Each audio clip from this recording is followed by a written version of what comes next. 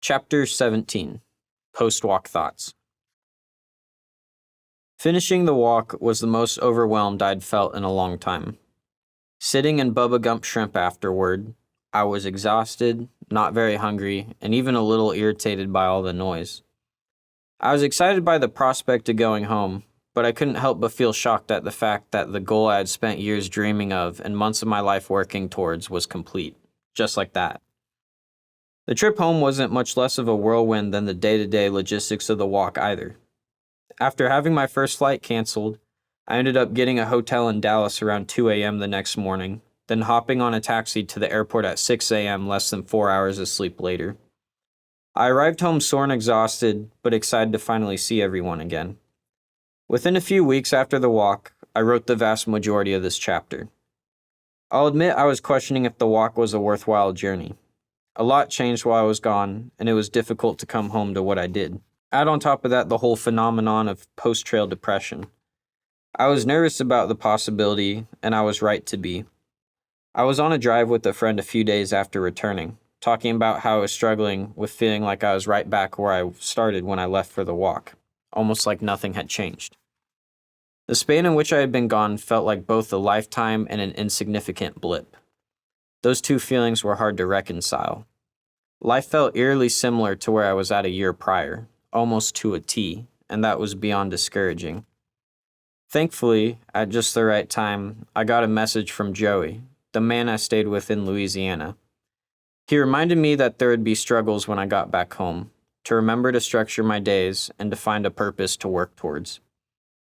Life back home is no different than life out there. You have to plan the work and work the plan. I felt like I was starting my life from scratch when I got home. Of course, that wasn't true, but it's how I felt. I knew I needed to get back into the groove of things, one piece at a time. The last thing I wanted to do was milk the shit out of the walk, but writing this book certainly gave me something to put my focus into, especially while I was struggling mentally while readjusting into quote-unquote normal life. While the readjustment period was a struggle, I knew that as soon as life felt back on track, I would forever hold the memory of my walk across America very dearly. I can already see some of the positive changes in myself. Now don't get me wrong, there's a lot that didn't change about me during the walk. Some of that's a disappointment, a lot of it is comforting.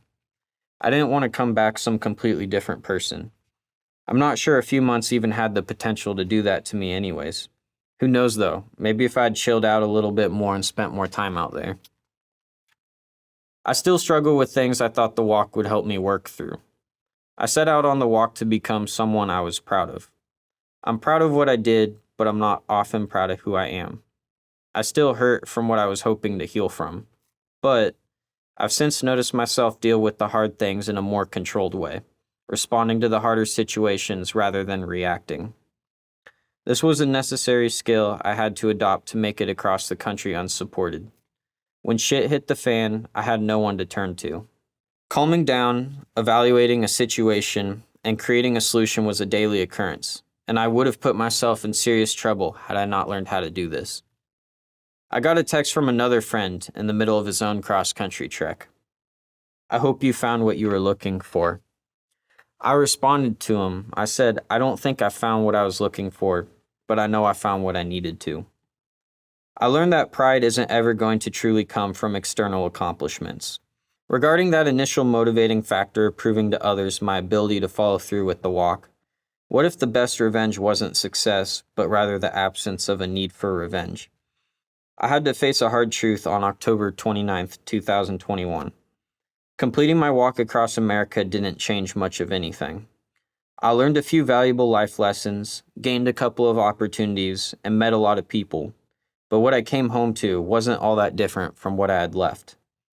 I wrestled with this for a while. After all, walking across the country was my greatest bucket list item. It's hard to describe, but somehow I had originally seen the walk as some sort of means to an end. I've noticed a change in my daily habits. The bad ones, well, I didn't exactly knock all of those. But the instilled concept of feeling the way you feel and deciding to keep going continues to ring in my head and throughout my daily routines.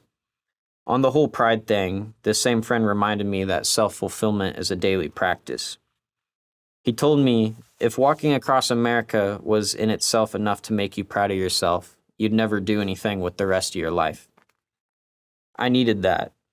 I'm realizing that although walking across America could very well be the most ambitious adventure I take on in my lifetime, it doesn't mean that the remainder of my life lacks meaning. There's so much more to experience, and it doesn't have to be a crazy challenge to be memorable or worthwhile. After I got home, I'd often get asked, "What's next?" I didn't know how to explain that my sights weren't set so high. My time gave me an appreciation for the simpler things I had taken for granted. One thing I struggle with as I wrap up this book is that I still feel the entire trip was not documented to the fullest extent. I felt that way when documenting my journey day to day on Instagram, and the same as I edited together the short documentary I'd later release. The truth is, there's no way I'll ever be able to put the entirety of the experience together in any tangible way. Whatever I wasn't able to visually capture or put into words, those memories and feelings will just have to remain my own. In some sense, I suppose that encompasses a big point of the journey. It was supposed to be for me. But it turned out to be such an incredible experience that I want to be able to share it. Not everyone has the means or desire even to do the walk, but what came out of my experience is something that I wish everyone could have for themselves. I hope, if anything, my story can serve as some kind of inspiration to whoever hears it. I think almost everybody has that one thing they really want to do. Oftentimes, that one thing becomes a someday thing. I think someday things are really dangerous because they commonly get pushed further and further back until they simply never happen. I met quite a few people along my walk that told me they had always wanted to do something, quote unquote, like that. I heard a whole slew of reasons why it hadn't happened. I get that there's a lot of priorities that can get in the way of goals. Significant others, kids, finances, health. But I also firmly believe that there will always be a reason not to do whatever the thing is you want to do. No one is crossing items off of their bucket list without sacrificing something else. Within reason, I would encourage anybody reading this to look at that one thing you've been putting off and consider every possible solution to every reason why not. Look at the 5 million steps in front of you and take that first one. It's the hardest part, after all. Keep going.